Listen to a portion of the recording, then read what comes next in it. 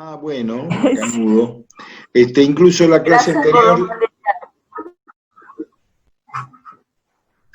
Pero, a ver, Sí, creo que me gustó mucho el artículo que habías publicado en la revista, sí, pero indudablemente ese artículo es una especie de propuesta de trabajo para mucha gente y para mucho tiempo. sobre Es todo en el súper campo de la interesante, ciencia. pero Sí, ese volver en el campo de la psicología, ¿no? O el psicoanálisis, no sé cómo llamarlo, claro. pero es para, digo, para trabajar muchísimo con equipos que estén muy bien formados, porque además justamente nos pone ante la vista de manera muy clara esta especie de, no me gusta la palabra mestizaje, pero sí esta conjunción extraña que somos las y los nuestroamericanos. Entonces, cómo han evolucionado en sus subjetividades e intersubjetividades las distintas culturas de nuestra América, cómo hemos integrado eso en los distintos lugares. Bueno, es muy complejo. Está bien, pero quería decirte algo. Eso está pensado para hacer lo que los psicoanalistas llaman losange, que es la figura de un rombo, que para ellos es la relación entre filosofía y psicoanálisis. La mitad de las cosas de ahí supone, y hay muchos psicoanalistas que han iniciado ese diálogo, por cierto, con el psicoanálisis, siguiendo tanto a Freud como a Lacan.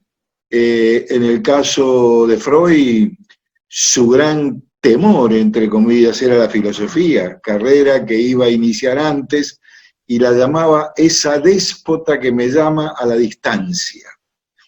Y era bastante conocedor de Freud, de Hegel. En el caso de Lacan no, es explícito, es buscado ese diálogo. Así que, por supuesto, lo que ustedes van a encontrar en ese trabajito, creo, perdón, pero tengo que ingresar a alguien más. Alguien empezó con el whisky. ¿Quién? Ana. Creo que tengo... ¡Feliz cumpleaños! ¿Ya brindaron? Ingresen todos, ¿no? Brindamos temprano. Bueno, decime, Carlos, ¿hay un botón que me permite que ingresen todos o hay que ingresarlos uno por uno? ¿Tenés apagado el...? Bueno, no importa. Bueno, sí, le digo, eso evidentemente es un programa de trabajo que en el campo del psicoanálisis es bravo, pero que hay en ellos una voluntad mucho mayor en muchos psicoanalistas, sobre todo argentinos, de un diálogo con nosotros. El problema es que ese diálogo ha sido muchas veces frustrado por parte de quienes han ido más bien a las escuelas que ellos forman a dar clase, es decir, a explicarles un Hegel, por ejemplo, uno de los lugares comunes, es decir, a los psicoanalistas, sobre todo la de formación lacaniana, pero el Hegel que ustedes estudian no es Hegel, eso es Koyer. Y entonces...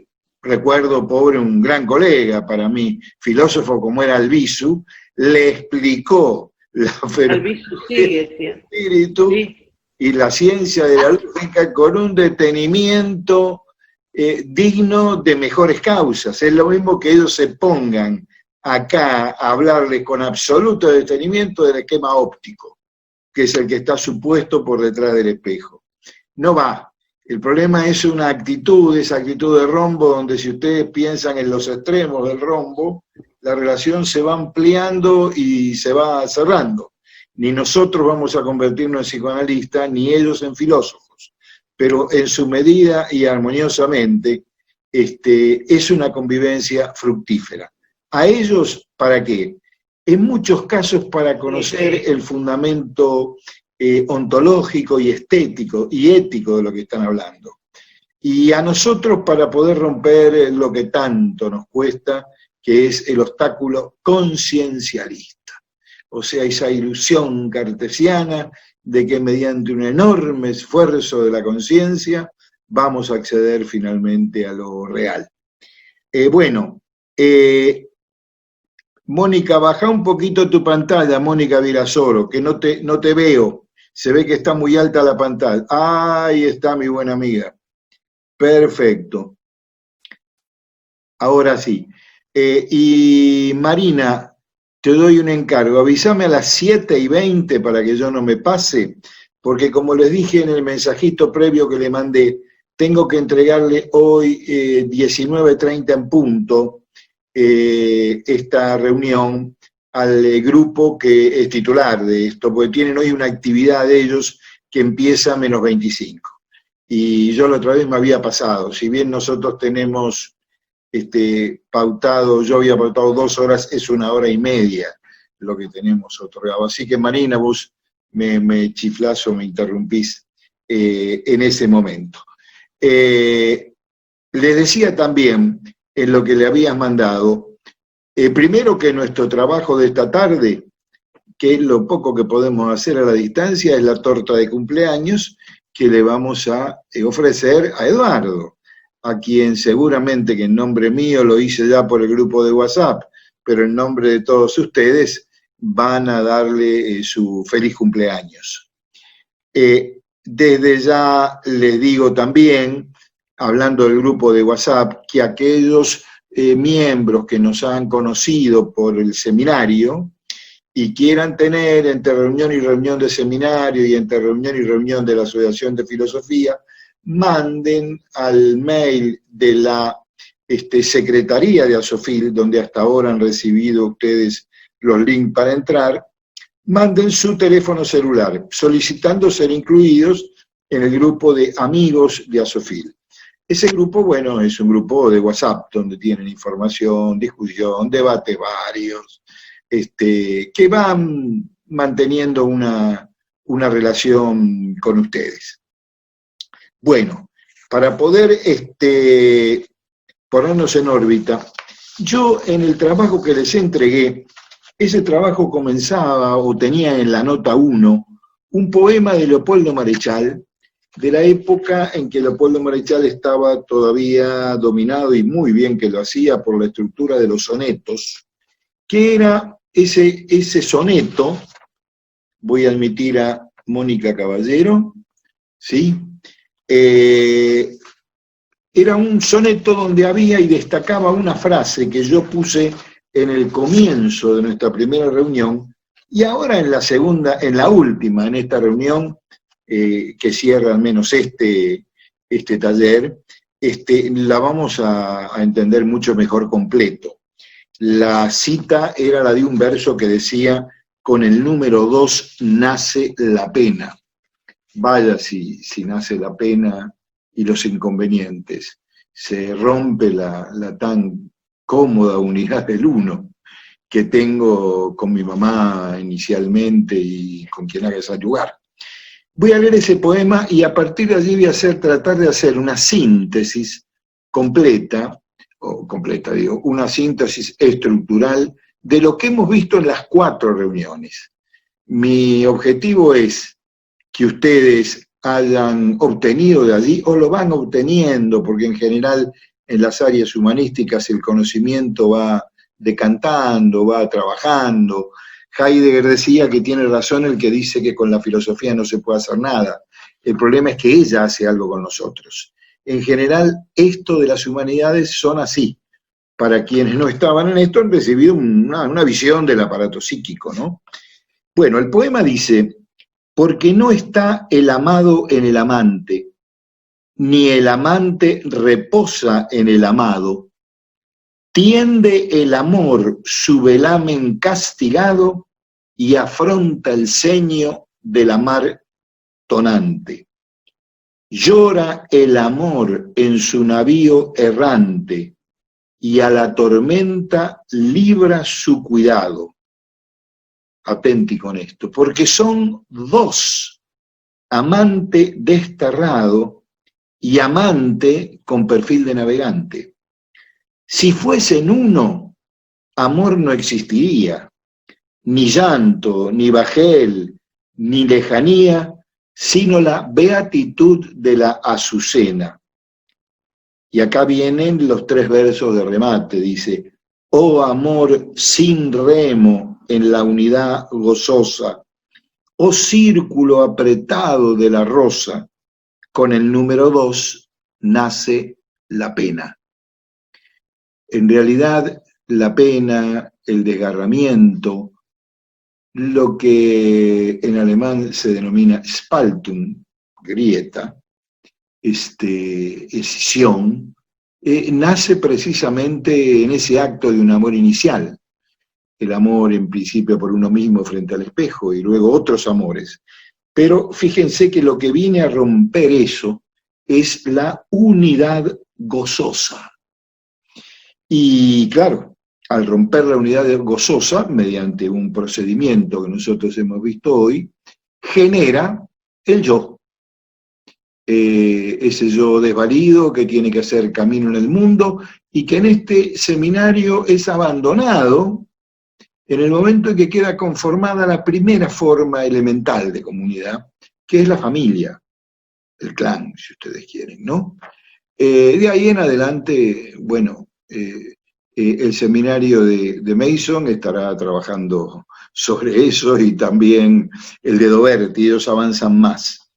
Bueno, dicho esto, si yo quisiera hacer una supersíntesis de lo que hemos visto hasta el momento, diría que hemos partido, en primer lugar, del origen psiquiátrico de Lacan y de su interés en la paranoia, con el caso Aimé, el caso de esa empleada de correo que mata a una actriz famosa a la salida del teatro, y luego con el caso célebre caso de las hermanas Papin, sobre el cual Genet escribió una hermosa obra de teatro, La Criada. Las 2 hermanas Papin que sirven en una casa matan a la madre y a la hija. Lacan, mediante un trabajo, dice, en realidad matan a una imagen, matan cada una de ellas lo que ve allí de imposible para ellas. Quería ser Aimé una gran actriz y una conocida literaria y sabía que o veía que no lo podía hacer. Y las hermanas Papin querían ese lugar, esa casa, ese estar. Todas se terminan, pasado el momento paranoico o el delirio paranoico, 8 o 10 días después, terminan en general arrepintiéndose de lo que habían hecho. Se dan cuenta que en realidad no era eso lo que querían hacer. Pero claro, para las leyes formales habían cometido un asesinato y ambas fueron castigadas. En realidad, esto nos lleva a decir que lo que mataban es una imago. No mataban una imagen, mataban una imagen que representaba allí, que estaba cargada con una cantidad de cosas importantes, de sentimientos, de rechazos, de historias. Bueno, esas las llamamos imago, siguiendo una terminología introducido por Jung en el psicoanálisis en un escrito de 1911, que Freud toma y luego Lacan sigue, ¿no? Las imagos son imágenes que no son neutras, que están cargadas absolutamente de sentido. En realidad, ninguna imagen nos es neutra. Esto nos llevó, el tema de la imago, al tema de las identificaciones, el segundo gran tema que tratamos allá por, creo que la primera reunión, a través de las cuales, decíamos, se constituye la función yo. No es que no haya un yo antes, o que no haya algo antes de la constitución, de esta constitución, pero hay una función que tiene que ser construida en el infante, y que esto aparece a partir de los 9 meses, luego que el infante supera el momento de enorme soledad que es el destete. Bueno, ese yo que se constituye, dijimos, es un yo gramatical, el yo de je pense, el yo de je suis, no el moi, que es una forma evanescente del yo. Es un yo que podríamos decir es más inconsciente. Se constituye el fuerte yo. Bueno, a partir de que hablamos de identificaciones, esto nos llevó a un tercer bloque de problemas, que eran distinguir dos tipos de identificaciones. Una identificación imaginaria, que es propia del estadio del espejo, y una identificación simbólica, que es un poco posterior al espejo y que se da al final del complejo de Edipo, que es el tercer gran complejo familiar, y que se da cuando aparece algo denominado ley, algo que hace la función de ley. Podríamos decir, salvando muchas distancias para quienes son especialistas en esto, ¿no? Que con el espejo nace el yo, con la identificación simbólica, que se da al final del Edipo, nace la posibilidad de tolerar a los hermanos, nace el ideal de yo. Mientras que el yo imaginario es el yo que se constituye en el espejo. ¿Y por qué se constituye imaginario? Porque es el lugar donde el niño se ve completo. Ahí está su completitud, ahí es bello, es grande, es completo. Y mientras, vamos a ver que esto después le va a crear un problema cuando él se mire a él fuera del espejo, con eso que llamábamos propio-perceptividad. Cuando él se percibe como fragmentario. Entonces vamos a ver que algo va a tener que saldarse ahí para que él pueda saber que sigue existiendo más allá del espejo y que en el espejo puede haber otros. El yo que se constituye en el espejo, ese yo completito que coincide con el que mira, lo llamamos nosotros yo ideal. Ese es el yo ideal. Que tantas idas y vueltas tendrá cuando esta estructura se vaya desarrollando a la altura de toda nuestra vida, ¿eh? Cada uno de nosotros hemos tenido allí un yo ideal y lo seguimos teniendo. En cambio, la identificación simbólica es una identificación donde se constituye el ideal de yo. Sin meterme mucho en esto, diría que el yo completo, el yo ideal, es el yo que corresponde al otro con minúscula. Los otros. Mientras que el ideal de yo, que se forma en la etapa simbólica, y que equivale a la ley, corresponde a un otro con mayúscula. Mientras que el otro con minúscula puede ser plural, y de hecho es plural, el otro con mayúscula es singular. Lo cual, y dejo también acá, no quiere decir que esa singularidad no pueda ser ocupada a lo largo de la vida de los individuos por diferentes figuras. El padre, un amigo, Dios, lo que ustedes quieran poner. Pero ese no adviene, no rivaliza conmigo todos los días frente al espejo. Bueno, entre el yo ideal y el ideal de yo, transcurre y transcurrirá nuestra existencia psíquica, que la dejamos acá ante los 2 años. En cuarto lugar, cuarto grupo de temas, vimos que ese yo completo ideal frente al espejo me produce una situación ambigua.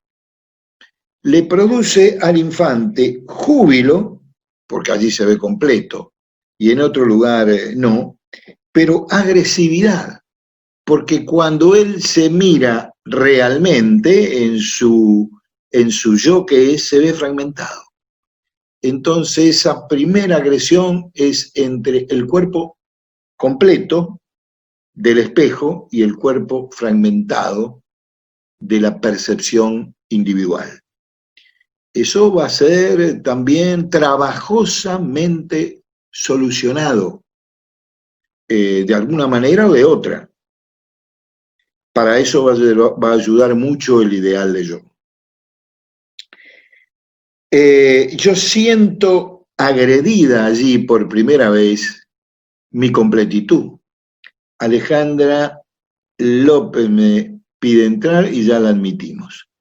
Siento yo agredida por primera vez mi completitud. En el poema que les leía yo de Marechal, decía, oh amor sin remo en la unidad gozosa.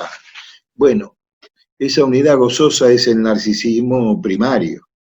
Ese narcisismo primario que el espejo lo satisface porque allí me encuentro completo y entero, bueno, va a ser agredida esa completitud. Y va a ser agredida, dice Lacan textualmente, cuando entran en escena los hermanos.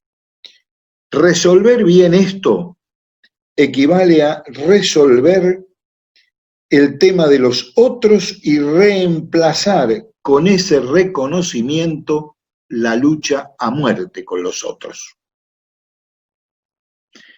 De manera que ahí hicimos una muy breve pasadita, que no voy a recordar ahora, sobre la dialéctica del amo y el esclavo en Hegel, en la fenomenología del espíritu. Si esto no se resuelve, bueno, en términos de Hegel seguíamos en la Edad Media. Para que se inicie la Edad Moderna es necesario que se produzca un cambio en la figura del amo y en la figura del esclavo. Acá también. Esto fue posible, ¿por qué acá? En Hegel porque apareció Napoleón. Y Napoleón Bonaparte lleva a Europa como una realidad los ideales de la Ilustración y de la Revolución Francesa. Por eso, el día que las tropas alemanas, el día que las tropas francesas están ingresando en Jena, que es donde está Hegel, a ver la fenomenología del espíritu, ayúdame Eduardo, eso es en Stuttgart, donde está el seminario, es una obra de juventud, 1800, date voz.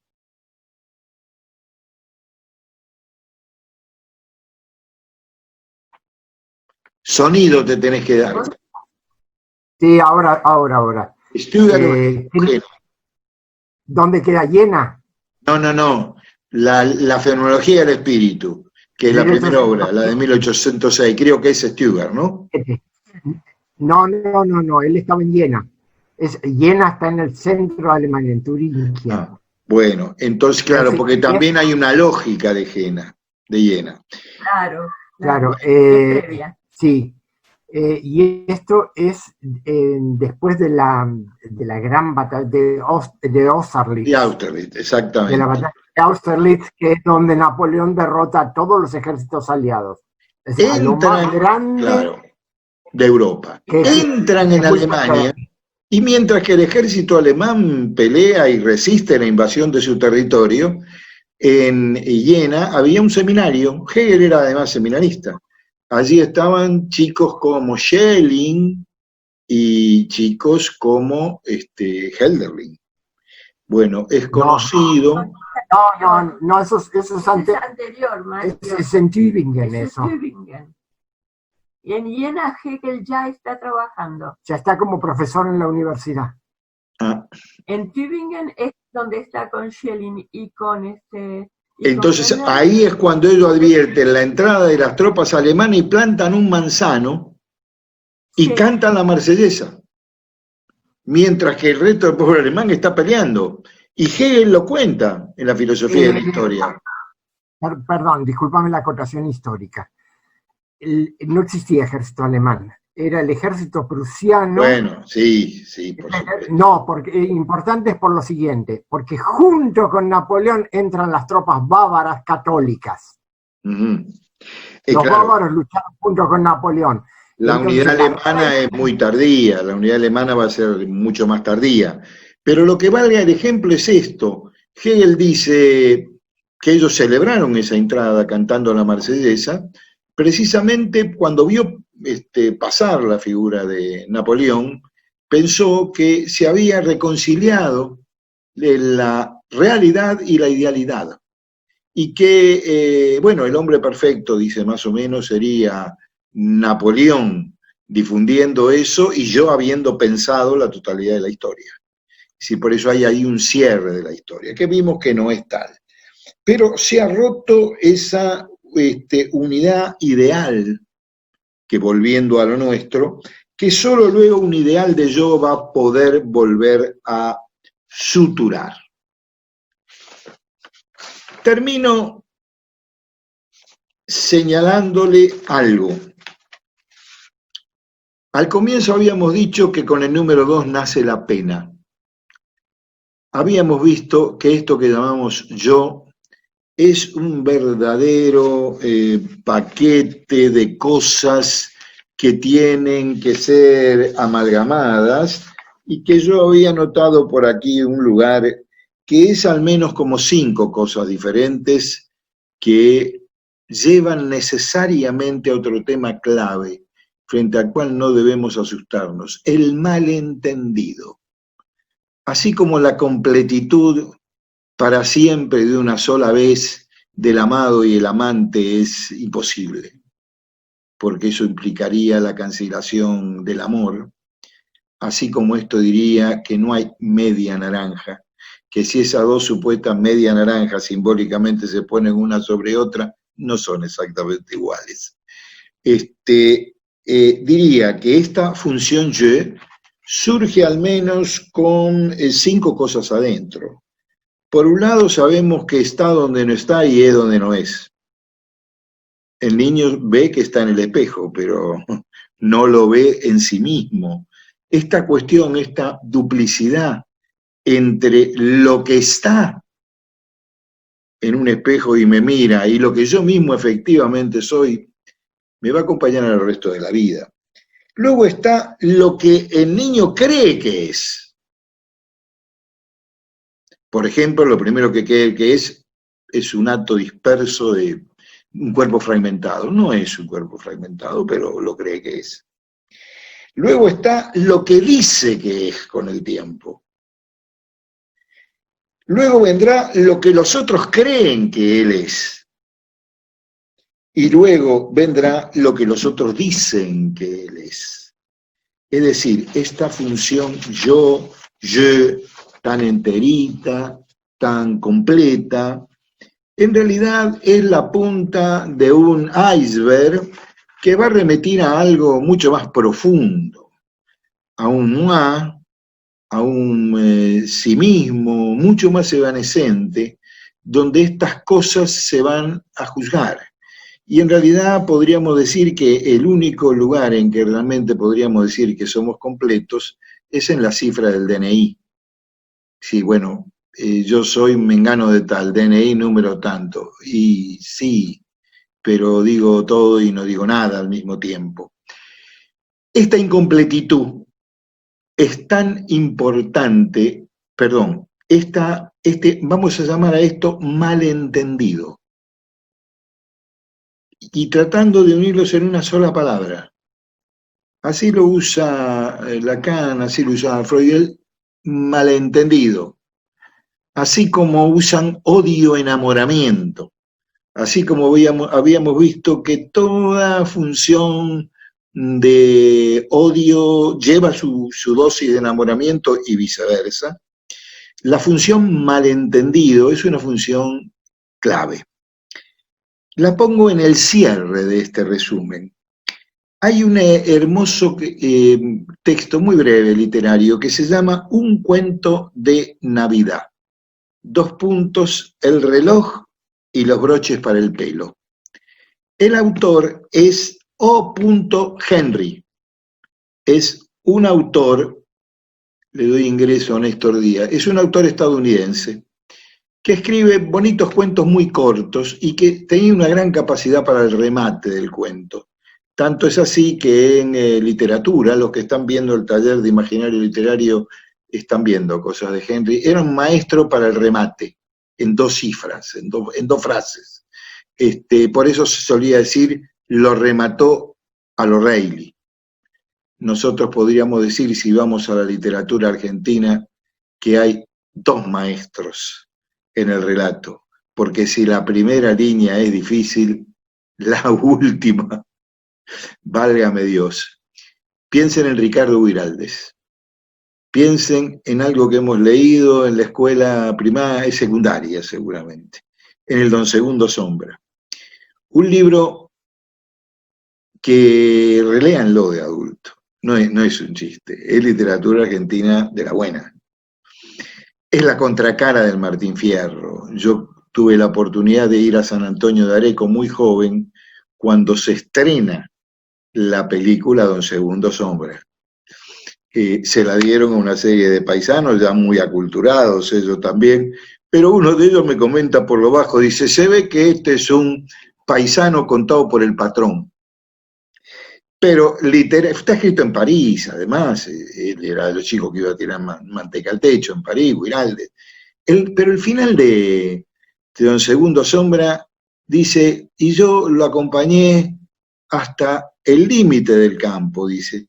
Él empezó a irse y describe cómo se va perdiendo en la lejanía, describe cómo él se va a girar sobre sus talones y va a volver a su campo, ese adolescente que lo había idealizado tanto. Ese era un ideal de yo, Don Segundo Sombra, y lo describe con una sola frase y corta. Se iba como quien se desangra, porque antes había dicho que se iba contra el sol de la tarde. Se iba como quien se desangra. Otro maestro del relato a lo O'Reilly es Borges. En El hombre de la esquina rosada, esa frase final donde dice, levanté el cuchillito, lo limpié, y no quedaba ni un rastrito de sangre. Cuando ustedes lo ven esto en la economía del cuerpo completo, esos 2 diminutivos, y están donde tienen que estar. El cuchillito al cual no le quedaba ni un rastrito de sangre. Volvamos al malentendido y volvamos a este cuento de O'Reilly. Se los voy a relatar, pero ustedes lo tienen la grabación o si no lo busca alguno, veo que han funcionado muy bien con eso, que se han pasado cosas. Está en internet, busquen Un cuento de Navidad, el reloj y los broches para el pelo, de O. Henry, con H. Bueno, los personajes son Delia y Jim, Jaime. Tienen 22 años. Están en plena Navidad, noche de Navidad, o sea, está nevando, hace muchísimo frío. Ambos son muy pobres, dice O'Reilly, que habitan una casa de $8, que debía ser muy, muy barato en ese momento. Está situado en el siglo XIX el cuento. Y querían hacerse un regalo de Navidad, pero los ahorros que tenían cada uno de ellos era mínimo, pero sabían qué les faltaba al otro, qué podían regalarle. Delia sabía que a Jim tenía un reloj, hermoso reloj de oro que le había regalado el padre y que había sido del abuelo, pero no tenía una cadena para lucirlo. Entonces estaba allí el reloj y le dijo, le voy a regalar la cadena que le falta al reloj. Por otro lado, Jaime sabía que una de su mujer, Delia, tenía un pelo hermoso, muy largo, y siempre estaba en busca de peinetas o de broches para poder sostenerlo elegantemente. Entonces dijo, le voy a regalar un peinetón. Entonces, ¿qué hacen?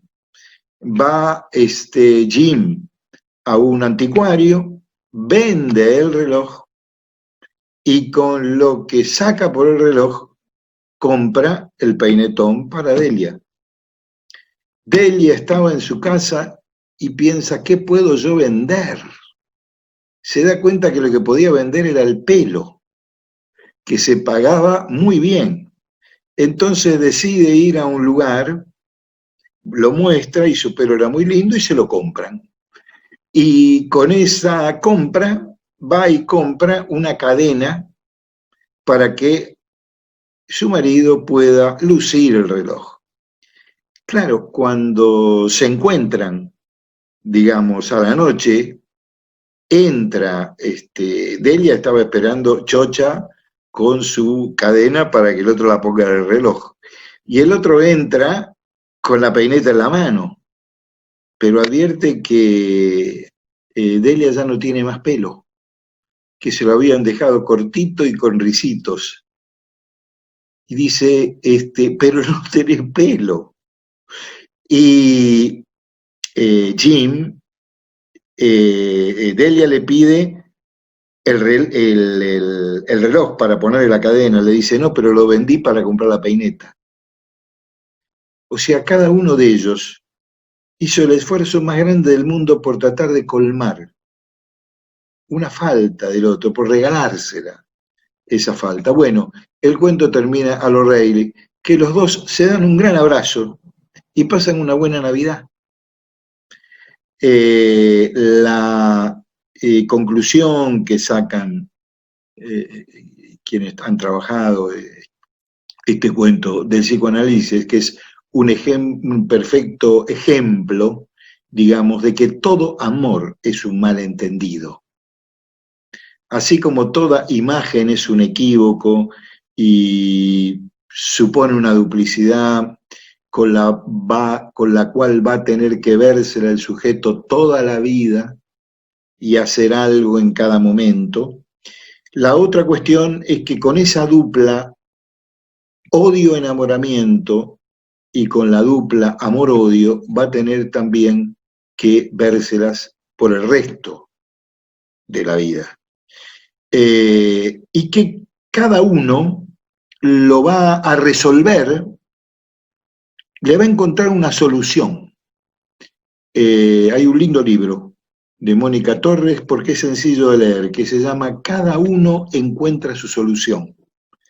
Y el subtítulo es Amor, Deseo y Goce. Está basado en aquello de Freud, que allí donde se goza, no se desea. O sea que juntar en el mismo hombre o en la misma mujer amor, deseo y goce es casi un imposible.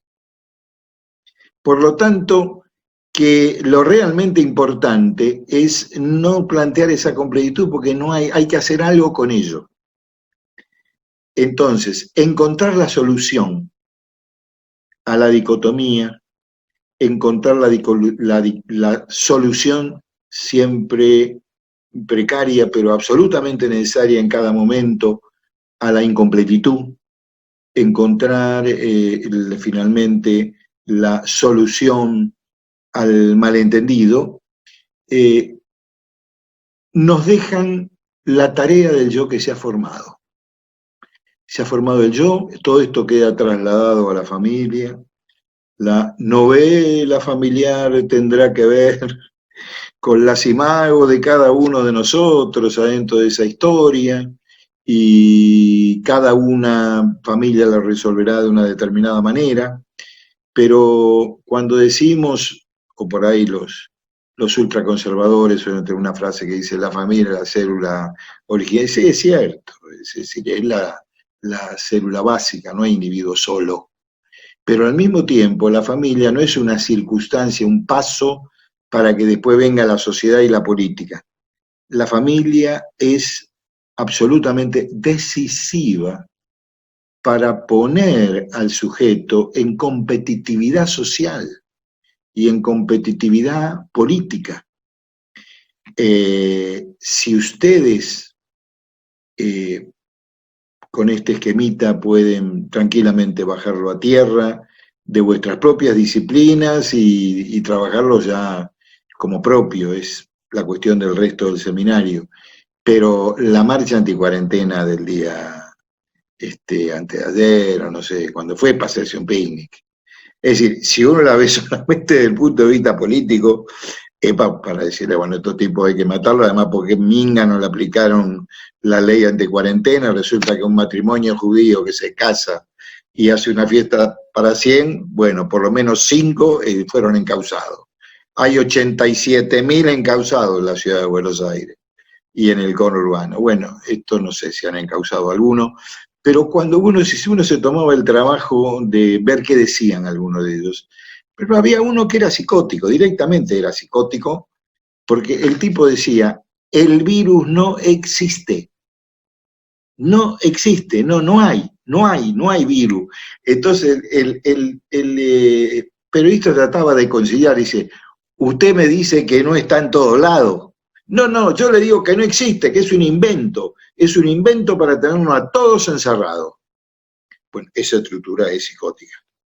Puede ser una psicosis ordinaria, pero de esas pasajeras, pero es una estructura de denegación absolutamente psicótica.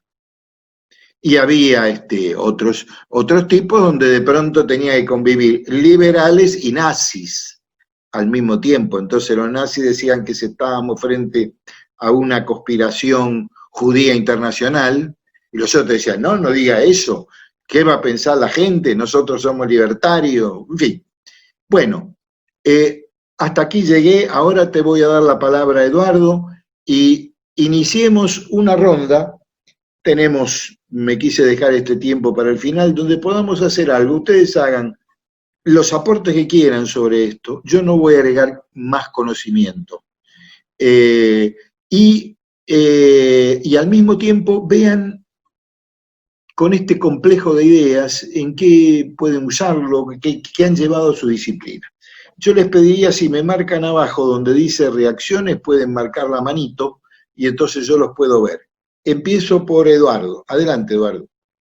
Sí, una acotación sobre eso último. Yo hoy, digamos, por el tema de mi cumpleaños, he hablado no solamente con mi propia familia, sino con gente en diversos países. Un amigo de Alemania me cuenta exactamente lo mismo, una combinación muy rara de nazis y libertarios que en la ciudad de Stuttgart juntaron 5.000 personas. Contra la cuarentena, y en general lo que dicen los más nazis es todo es un invento de Bill Gates. Y lo mismo se está viendo en Brasil, en Estados Unidos, en Italia, el partido Vox en España hace lo mismo. O sea, por un lado, muy probablemente haya una motorización internacional. Yo sospecho que es Steve Bannon, el que fue asesor de Trump, pero más allá de eso, es muy asustante, primero, que exista ese tipo de psicosis paranoica, que existe una internacional de la psicosis paranoica, por el otro lado, de que a alguien se le haya metido en la cabeza que puede movilizar internacionalmente a ese tipo de locos. Bueno, eso sí, no, correcto. Es decir, yo lo que tratemos de no extrapolar, digamos, porque enseguida nos van a criticar por eso, sobre todo si están en política, los diagnósticos clínicos. ¿Se acuerdan cuando decían, bueno, a ver, la Carrió, no sé, es esquizofrénica o lo que sea, pero te entiendo. Ahora, ¿qué me trae lo que nos aporta Eduardo? Nuevamente lo mismo. Si eso ocurre, esos tipos no son marcianos. Esos tipos pertenecen al género humano, como nosotros. En nuestra constitución, en nuestra estructura, está la posibilidad de que el otro, un gran otro, irrumpa de una manera que nos haga ver lo real de una forma que no es. Lacan hace otro experimento a posterior del estadio del espejo, que consiste en poner un espejo cóncavo en un lado y un espejo plano en el otro.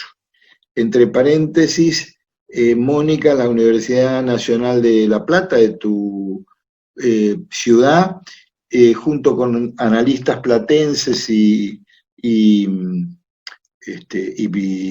bonaerenses, hicieron en la Facultad de Física el experimento, porque el experimento es un experimento de refracción de la luz, del cual Lacan saca también conclusiones que le sirven para ejemplificar. Quienes quieran ver eso, busquen Lacan modelo óptico en YouTube.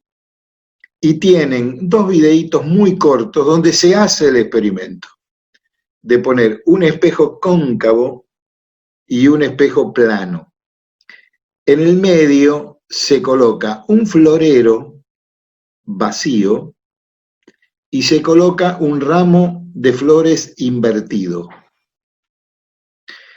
Según donde se ponga el operador, va a ver o no al ramo de flores adentro del espejo.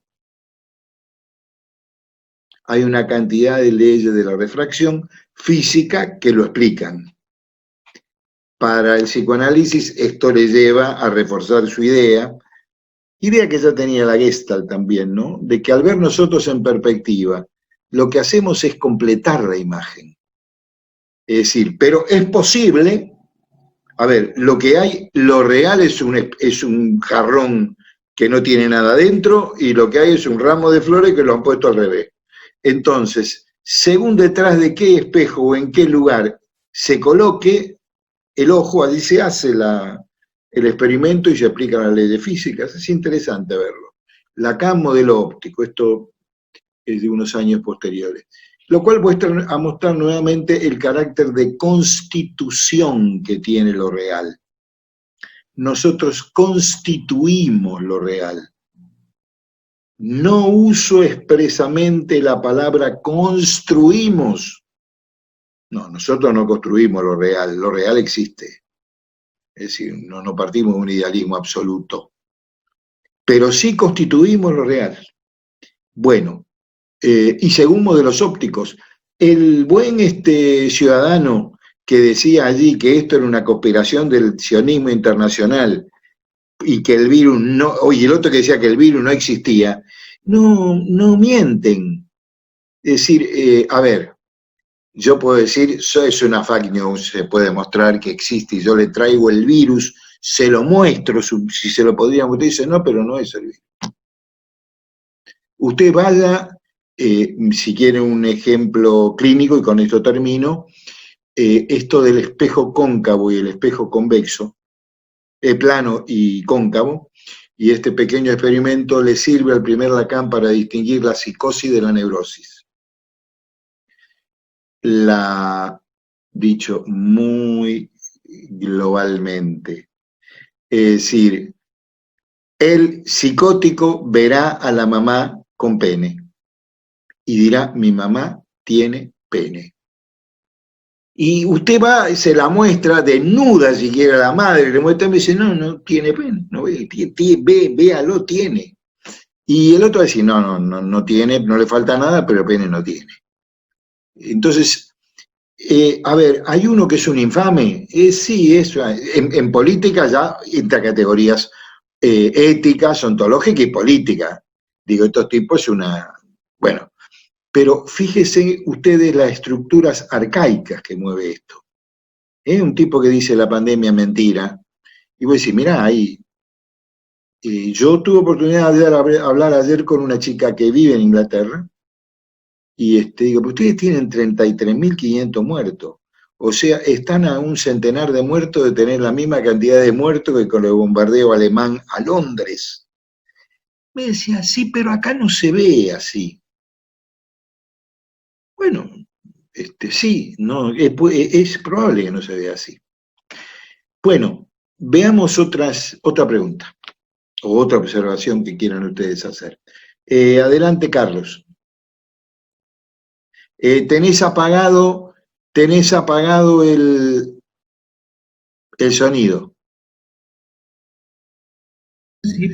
Ahora sí. No, yo quería decir que, ¿cuál sería la diferencia que estas personas, en cuanto a su, digamos, a la realidad que lo define al neurótico del otro, del psicóptico, digo, porque esto que dijiste de Inglaterra me pone un poco, a ver, en complejo decir, ¿cómo hay un montón de gente que no se da cuenta de esto? Es más o menos relativizar la bomba en Nagasaki, en Hiroshima. Digo, hay una sensación, sí, que la gente en algún punto, no sé, pareciera ser que es, está más cerca de la psicosis que de la neurosis. No, a ver, sí, sí en cierto sentido. Si yo me tengo que quedar en el plano de este seminario, que es la estructura psíquica, ahí hay un gran avance del psicoanálisis frente a las psicologías clásicas, que es la definición de enfermedad mental. La enfermedad mental, a diferencia de las enfermedades físicas, y el primero que lo formula esto es Freud en su primera tópica, tópica de la estructura del aparato psíquico de 1900, en 1900 es la primera tópica, que es yo consciente, preconsciente e inconsciente. En esa primera, Freud tenía el libro listo en 1899, era una edición propia, lo había guardado en el sótano porque quería que aparezca el 1 de enero de 1900, porque quería que sea un libro del siglo XX. ¿Y qué dice? Dice, en la casa donde a mí se me ocurrió esta idea, dice, le dice a un amigo de él que era odontólogo, con el cual hablaba, le decía, pondrán alguna vez en la casa, y me acuerdo la fecha porque es nuestra fecha, el 25 de mayo de 1880 y pico, el doctor Sigmund Freud descubrió en esta casa la interpretación de los sueños. Esa primera tópica proviene de una interpretación de los sueños. Y de ahí proviene una nueva forma de entender la salud mental. Freud era un científico que tenía una hermosa carrera, trabajaba en el Instituto de Wundt, un instituto muy prestigioso, se dedicaba a sistema nervioso de animales muy primarios, la ameba, el paramecio, etcétera, etcétera, y partían toda la psiquiatría hasta ese momento, y todavía si ustedes van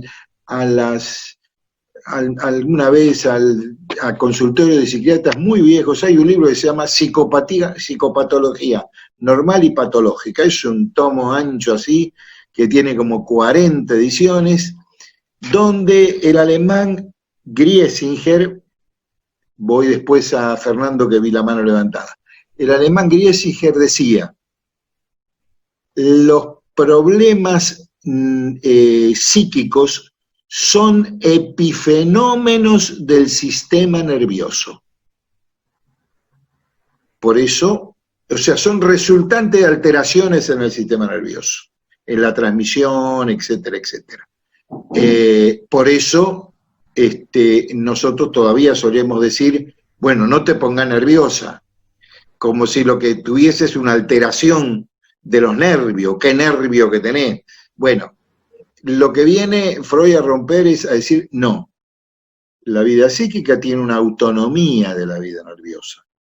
Por supuesto tiene una relación profunda con ella. Es el Freud que hace el último intento de explicar biológicamente la vida psíquica en un librito que se llama Esbozo de una psicología para neurólogos. Entonces trata de explicar a través de la conexión entre las dendritas y el cilindro eje de las células, por transmisión eléctrica del sistema nervioso, las alteraciones. Bueno, rompe absolutamente con eso y dice, no señor, digamos, la vida psíquica tiene una dinámica que es propia y que es mucho más profundo que eso. Tenía que buscar un método y encuentra que ocurre algo. Él era médico y médico neurólogo. Entonces, iban a verlo muchas mujeres. También iban hombres a la consulta, pero iban más mujeres que hombres. Entonces iban muchas mujeres y lleno de problemas. Y Freud se daba cuenta que a medida que iban hablando se calmaban. Dice, yo no tengo idea de por qué. Dice, pero yo las hacía hablar. Dice, y se calmaba más aún si le decía que me cuenten los sueños.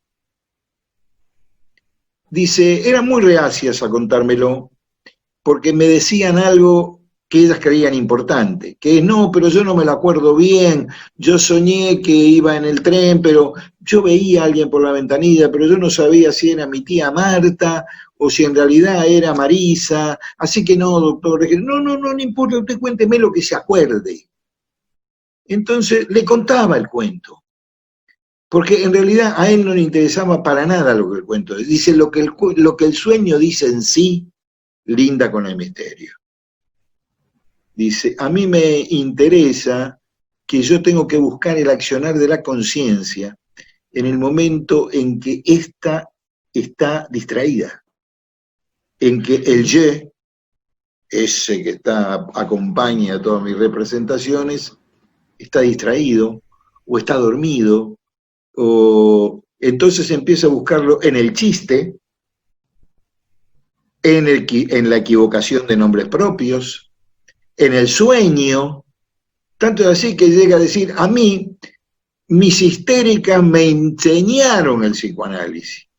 Me di cuenta que si yo ponía un poquito menos de luz, y lo va contando, uno lo ve que van haciendo la disciplina y ponían un poquito menos de luz en el escritorio, en el consultorio, y que si tendían a tener una posición como de estar en ensoñación, me contaban mejor. Bueno, dice, evidentemente, la vida psíquica que nosotros vemos es apenas la punta de un iceberg mucho más profundo, y en esa profundidad se desarrollan verdaderos dramas. Termino, de noche todos nos volvemos un poquito locos. Por supuesto, vuelve la vigilia y se rehace la cadena, dice él. A algunos. A otros, cuando nosotros decimos, bueno, este no tiene todos los patitos en fila. Bueno, ese que dice, el virus no existe y no va a existir, y a nosotros nos quieren meter, o la señora del country que dice, esto está inventado para encerrarnos y cortarnos las libertades, y aunque usted le muestre lo que le muestre, le va a decir eso. Bueno, se ha vuelto un poco loca. Loca en la vigilia.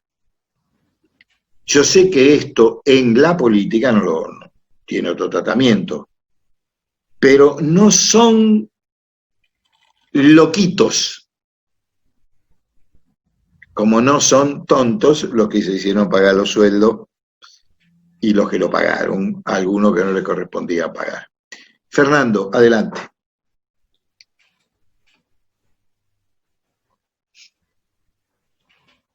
Ahí está, se me mezcló todo, perdón. Te escucho. Yo, sí. Por un lado, había relacionado con el Dos nace la pena de Marechal con el poema de San Juan de la Cruz, e hice la relación por la Azucena, porque en el último verso del poema de La noche oscura de San Juan de la Cruz, que lo busqué acá por acá, justito dice, entre las azucenas olvidado, ¿no? Pero claro, ahí se ve un poco la diferencia en que el de San Juan de la Cruz es el goce o el gozo en la unidad, y el de Marechal precisamente está mostrando el desvío, ¿no? Cómo la unidad no es posible de algún modo. No es posible, pero es, porque si no hay unidades precarias. Conversábamos la otra vez con Néstor, ¿se acuerdan? En alguna de las reuniones, donde decíamos, hay unidades precarias y gozosas y circunstanciales. Lo que es más difícil desde el punto de vista psíquico, que no es necesariamente el teológico o el filosófico, lograr unidades estables y muy estables en el tiempo, ¿no? Pero sí, tenés razón, además en el caso de Sor Juana hay estados de éxtasis, ¿eh? Hay una contemplación gozosa de la figura de Dios, y bueno, es bien interesante. Pero en cualquiera de los casos, piensen ustedes que otra cosa, uno de los primeros sueños que analiza Freud es de una señora que él trataba, que estaba entre Francia e Inglaterra. Ustedes saben que entre Francia e Inglaterra hay solamente un canal que la separa. Entonces la mujer hablaba permanentemente de lo que le pasaba en un lugar y de lo que le pasaba en otro lugar, y entonces él le dice en un momento, para provocarla, que entre lo sublime y lo ridículo suele haber un paso, el paso de Calais. El paso de Calais es el punto más cercano en el estrecho de Gibraltar entre Francia y cosa, ¿no? Es decir, estaba buscando sorprender a la conciencia donde no esté. En política también sería bastante importante aprender a sorprender a la conciencia donde no esté para ganarle la delantera, ¿no? ¿Qué más ven? Después, perdón, tres cositas más que vi. Sor Juana Inés. Sí, adelante. Después encontré, por ejemplo, vi un documental sobre la cognición animal, y entonces encontré que también hay delfines, elefantes y algunos peces que pasan la prueba del estadio del espejo. Sí, digo, no sé a dónde lleva eso, pero lo vi. No, los biólogos modernos han encontrado que hay otros, el elefante, por ejemplo, que se maravilla ante también, sí. Después, estaba releyendo en la semana a Kusch y a Scanone con respecto a las notas que Scanone especialmente le atribuye al estar, y entonces me acordé de la frase, ¿no? De estoy donde no soy y soy donde no estoy. Y ahí me preguntaba con respecto a un psicoanálisis situado, digamos, si se podía pensar desde la categoría del estar, siendo que Scanone le atribuía la característica del lece, es decir, del ocultamiento, de la sustracción. Digamos, entonces, ¿qué relación habría entre el estar y la falta, por ejemplo? Eso también lo dejé como para pensar en algún momento, digo. Y de eso después, solo te sugiero el trabajo de Kusch muy temprano, que es La seducción de la barbarie, donde él habla de lo vegetal. Por supuesto que lo que nosotros estamos es bien habilitados como latinoamericanos a pensar, como todos los latinos, lo demás. Nosotros tenemos una palabra para decir ser y otra para decir estar. O sea, la escisión que no existe en los idiomas sajones, en este caso es muy, muy oportuno. Kusch recordaba en una etimología un poco extraña que cedere, ser, viene de estar sentado, mientras que estar significa estar de pie, a la intemperie, allí parado, es decir, lo que podríamos llamar existencia, estar afuera. Yo diría que tenemos una excelente oportunidad de pensar esa duplicidad, no porque nos hayamos vuelto psicóticos, sino porque se está donde no se es del todo, y se es donde no se está del todo. O sea que esta bendita grieta, que en La Nata tuvo un gran hallazgo periodístico, porque recordamos que fue el que la llamó de esa manera, hay un trabajo de Lacan que se llama La ciencia y la verdad. Está en los escritos 1. Para los filósofos es un trabajo fácil. Para los psicoanalistas, esa es una de las cosas por las cuales nos llaman cada tanto. Es Husserl. Y la conclusión que saca allí es que la verdad es lo que emerge en la grieta. Que la grieta tiene su verdad. Mario, se perdió un tramo de lo último tuyo.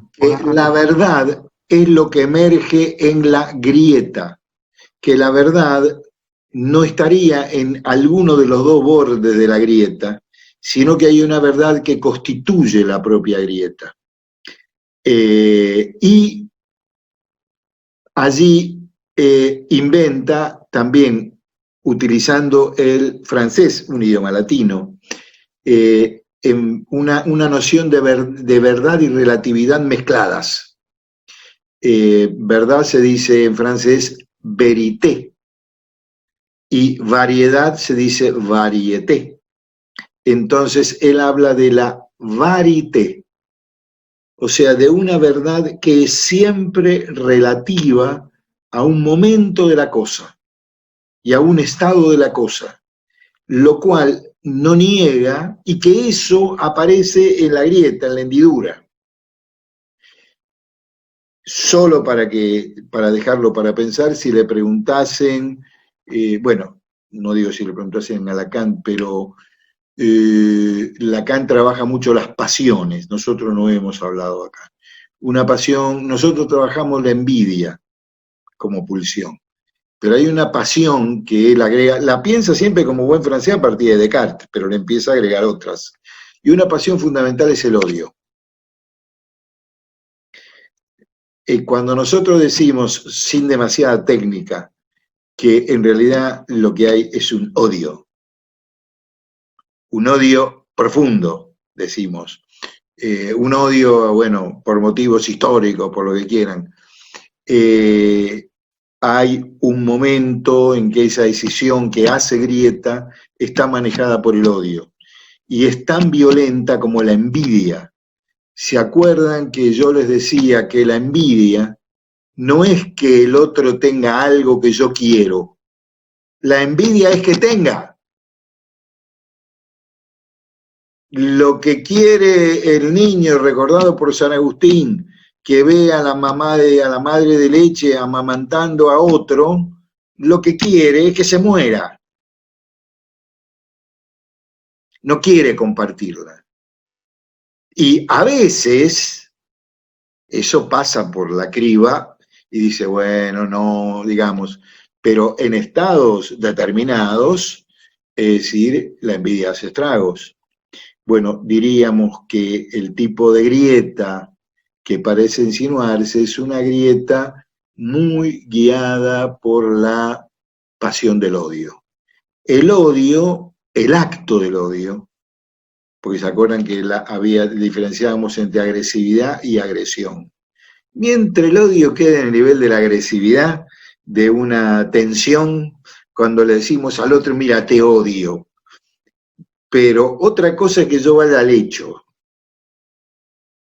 Un tipo que es capaz, digamos, de bombardear la Plaza de Mayo, digamos, hay que tener una aviación. Yo no sé si existe el caso de una aviación propia cuyo bautismo de fuego no fue bombardear a su propio pueblo. Es cierto que era la aviación naval, pero eso pertenece a nuestras mejores tradiciones. Patear en contra pertenece a nuestras mejores tradiciones. Tenemos otras, pero este odio que parece insinuarse por momento es odio que busca pasar al acto. El acto es te mato. Mientras eso sea sublimado, te mato en la próxima elección, no hay problema. Pero podría no ser así. Vayan ustedes contando en que podría no ser así. ¿Alguien más había levantado la mano? Les largo entonces una pregunta. Acá al menos hay representada educación, historia, trabajo, tenemos a una dirigente sindical, docente. O sea, educación, trabajo, bueno, filósofos, gente ligada a la ciencia, como es el caso tuyo, Fernando, con el tema de la computación, cibernética, que es lo que has trabajado.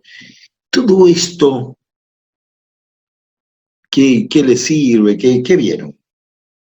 Tírense ustedes a la pileta.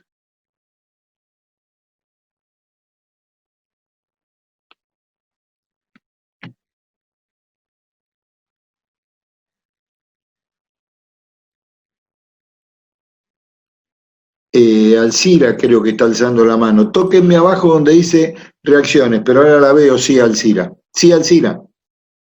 Primero una cosita a propósito de lo que acababas de decir. Yo no sé si ustedes leyeron el artículo, la entrevista que hoy le hicieron a Alemán en página 12 y que la publicaron con un título que da lugar a equívoco, ¿no? No la leí, la vi, pero no la leí. Bueno, me parece interesantísima, más allá de esa expresión que, sacada de contexto, hace pensar que Alemán es un progre cualunque, y que no entendió nada de lo que está pasando, pero lo interesante de lo que él dice, justamente donde introduce esa frase, es el tema de el lugar que hoy, incluso por ausencia obligada, están ocupando los trabajadores y las trabajadoras. Entonces, justamente lo que él está indicando, bueno, es eso, ¿no? Estamos en un momento marxista, dice. ¿Pero qué quiere decir con lo de momento marxista? Estamos en un momento en donde la fuerza de trabajo se hace sentir con toda su potencia. Y justamente aquellos que quieren que se acabe la cuarentena no ven eso que también es un real, ¿no? Es decir, esa fuerza que nos falta, ¿no? Esa empleada doméstica que no puede venir, esa, no sé, el taller mecánico que está cerrado, ¿viste? O sea, los esclavos descubren en momentos como estos que frente a amo trabajan el amo no goza. Pero lo que él dice, estamos en una época marxista, pero no hay sujeto histórico que se haga cargo de eso. Bueno, ahora, ese es el costado laclosiano de él, ¿no? Sí. No, pero además, esto dicho en España tiene su parte de verdad. Esto dicho en América Latina, dicho en la Argentina, en Bolivia, en Chile, en poco menos quizá en Brasil, en la misma Colombia también en parte, bueno, no. Nosotros podemos decir que hay un sujeto histórico que se manifiesta de diversas maneras, pero que efectivamente en algunos casos le falta organización, en otros casos faltan líderes, en otros casos falta fuerza, lo que sea. Pero que lo que me gustó del libro es el título, porque lo tengo ahí para leer, Pandemonium, ¿no? La pandemia, me parece interesante el significante pandemonium, porque muestra lo demoníaco y lo profundo que hay en esto que revuelve, insisto, revuelve odios. En cuanto a la obra de Alemán, yo la suelo aconsejar porque es bastante interesante para entender, él hace un acercamiento bastante interesante al plus de goce, que es lo propio del modelo capitalista. Él ha pensado y aplicado el psicoanálisis especialmente y cada vez más, digamos, en diálogo con la política, y sobre todo la política europea, que es la fundación de una nueva izquierda. Él hace 40 años que vive allá, de manera que esto es una referencia un poco más lejana. Ha pensado el tema del plus de goce. Esto es muy importante. Alguna vez, digamos, vamos a ver cuando retomamos ahora el seminario, después les hablo en junio, pero una de nuestras reuniones, creo que una de noviembre o así, estaba pensando para ver la subjetividad actual. Y ahí hay que ver de qué manera el capitalismo ejerce sobre la estructura subjetiva una presión muy especial, diferente de la anterior, es decir, del modo de producción anterior, ¿no? Bueno,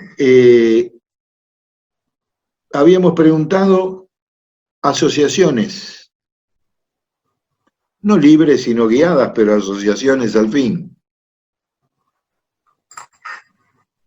¿Qué está pasando, Alejandra? Hago una pregunta yo, en este momento con el mundo del trabajo.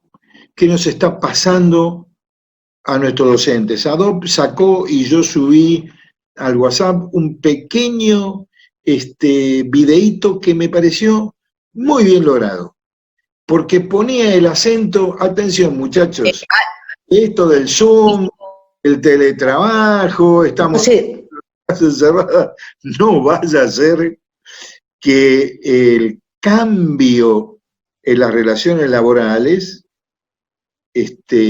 venga de la mano de la flexibilización laboral y de la pérdida de derechos básicos, ¿no?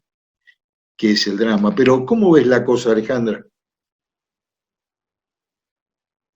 No sé si me has escuchado.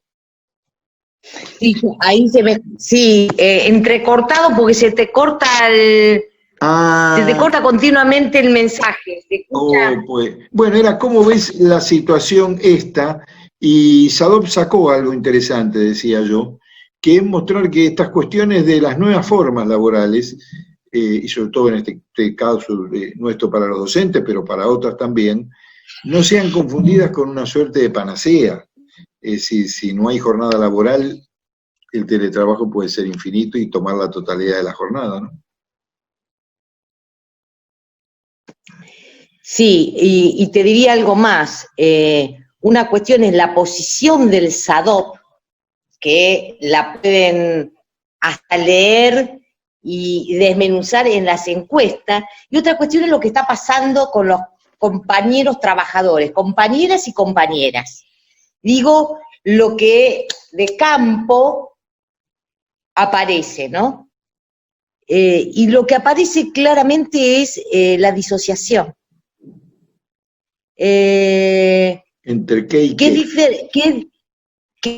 ¿Qué es diferente? La vez pasada discutíamos esa disociación donde se empiezan a interrogar en su propia subjetividad. E inclusive, digo para tomarlo también en relación a lo que estábamos viendo, ¿no? En relación a su propio tiempo. ¿Qué implica el tiempo? Un tiempo, ese tiempo que ahora está ligado adentro de sus casas, ¿sí? Donde ahí se superpone la actividad laboral, el cuidado de la familia. Todo en uno. ¿Dónde queda? Eso en algunos produce angustia, en otros adaptaciones, digo, y en otros como desconocimiento de esto. Desconocimiento. Y creo que hay un punto importante para ver el tiempo, porque también es la vuelta a la presencialidad, nuevamente. En el momento que el gobierno lo defina, no importa, es la misma, hay un antes y un después. Este real de la pandemia y pasar marcó, aún volviendo y cómo se vuelve, un tiempo distinto y una presencialidad distinta, más allá que podemos rediscutir la tecnología, cómo, eso es lo que sería el instrumento para rever. Pero nos Perfecto. marcó a todos un antes. Te entiendo. ¿Sí? Y aunque Marina... Y la atención apareció. Estamos en I-20, Marina, ¿no? Sí. Perfecto. Sí, Alejandra, redondea. No más. O bueno, si habías redondeado, digo esto. Me decían algunas psicólogas y psicoanalistas que trabajan con chicos. Yo estaba tratando de ver el efecto de haber salido por primera vez. Che. ¿Cómo? Digo, me parece la forma de trabajo que puede, porque hay una intencionalidad al teletrabajo, la educación a distancia, si bien existe, digo, si bien existe en la obligatoriedad hasta los 18 años, nosotros marcamos un modelo de enseñanza-aprendizaje donde el sujeto y el vínculo se produce con el otro ahí. No la educación a distancia en una... Digo, hay cosas que interrogan y que quedan y que tiene que ver con un tiempo. Y ese tiempo es el tiempo subjetivo, el tiempo de construcción colectiva y el tiempo del sujeto histórico, donde los trabajadores ahí van a tener que estar, ¿sí?, con el Estado, monitoreando esto. Porque si Sí. no, te lo impone un otro, o el real o otros. Exacto. Les agregaría una cosa que decía que le pregunté a algunas terapeutas que trabajan con niños qué relatos había después de la primera salida, en el caso, sobre todo acá en la zona de AMBA, que era una primera salida, y no pocas me dijeron que los niños creían que un poco afuera se había como desintegrado todo, que lo primero fue de enorme alegría, digamos, de que estaban todas las cosas. Fíjense la regresión arcaica, que acá sí tienen elementos.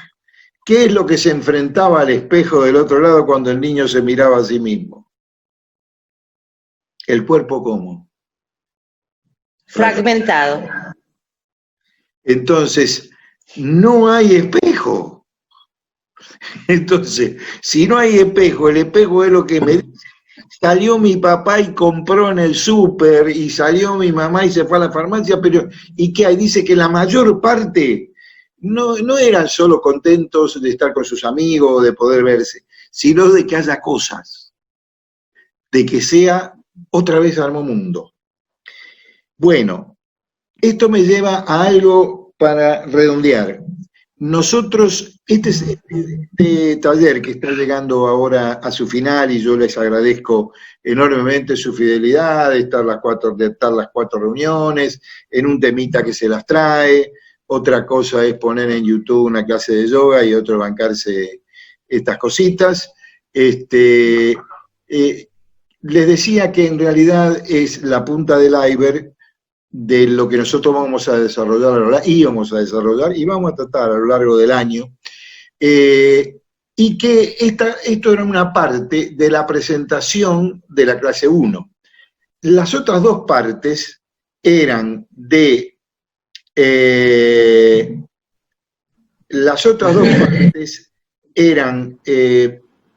taller de imaginario literario y de disputa de imaginarios. Esto, yo les mandé a ustedes un vínculo, está siendo subido todo a YouTube, a un canal que tiene Asofil de YouTube. De manera que ustedes van a tener allí, no les digo que vean lo que quieran, la que a ustedes más les guste, pero pueden tener los talleres. Nosotros nos estamos planteando, para el día le pido que reserven ese día, ustedes saben, vamos a volver imaginariamente a Sadop.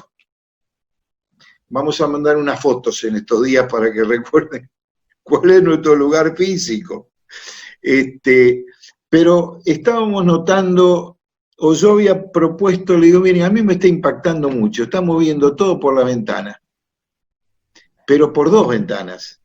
Cada uno de ustedes es una ventanita en el Zoom, y yo también para ustedes.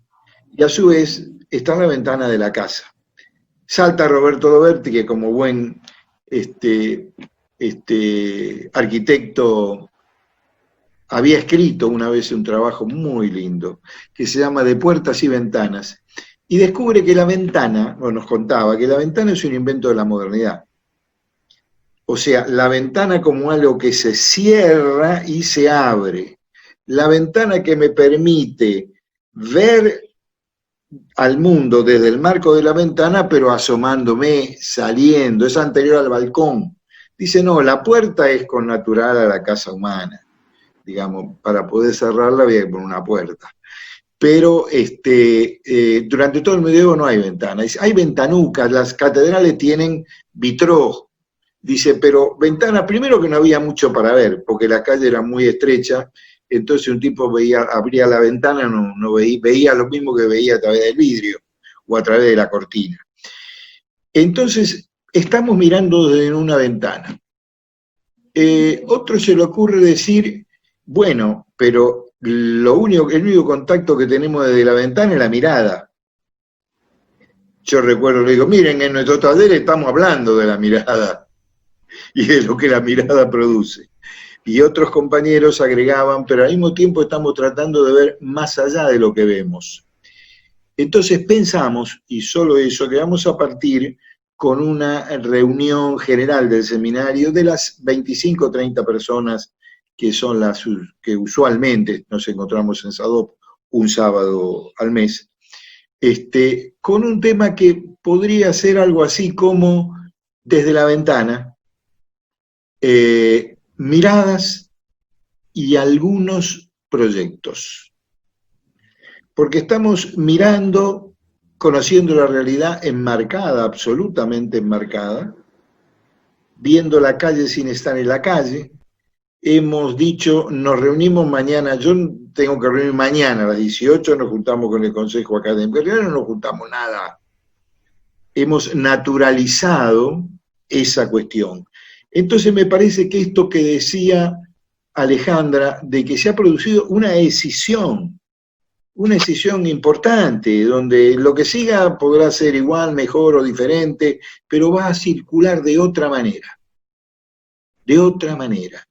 Entonces pensamos quizás hacer eventualmente una reunión el 13 o el 17, siempre a las 10:30, ambos días son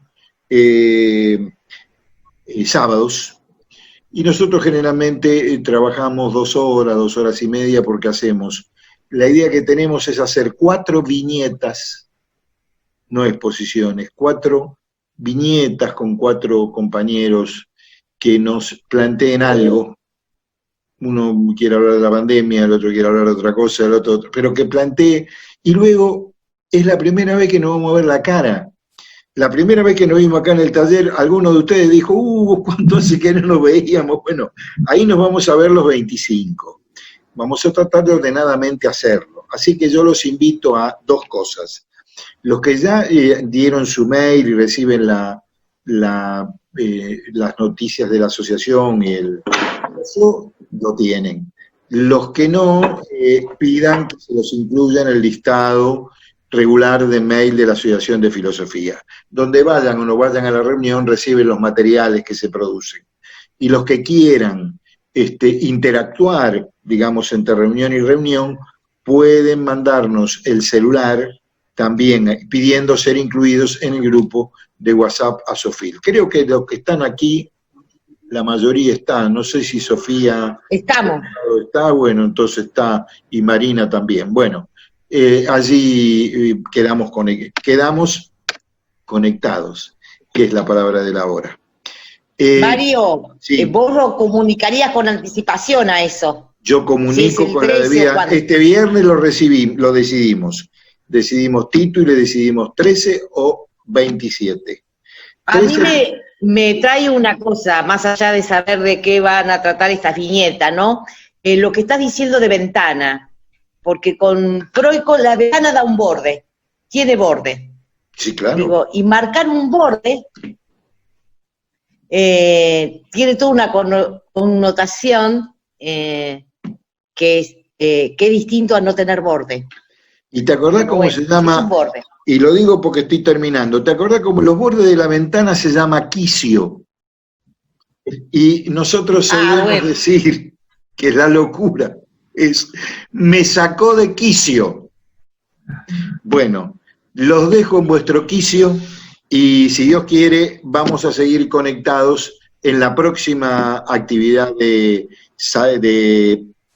SADOP virtual de la asociación. Si por casualidad Alejandra López en este caso, ¿tenés una foto del 10º piso? ¿O alguien puede tener del 10º piso vacío? Yo te la consigo. Mandame una foto del 10º piso vacío. Va a ser el recuerdo de la realidad de esa mesa en la que... Va a ser el recuerdo. ¿Ustedes dónde estaban funcionando? ¿En el 10º o en el Zoom? En el 10º. En el 10º. Arriba. Bueno, ya vamos a volver y vamos a hacer un asadito. Bueno, pero muy bien, muy bien. Yo los voy a invitar. Bueno, muy bien, muy bien. Gracias a vos, Mario, por abrirme el espacio y poder sumarme a este lindo espacio. Es un gusto. Es de ustedes. Un aplauso a Eduardo, que es el cumpleaños. Muy bien, muy bien. Y Eduardo, luego lo vamos a saludar virtualmente los que puedan. Compañeros, dejamos acá porque está entrando otra actividad. Voy a dar por finalizada la reunión. Gracias. Gracias,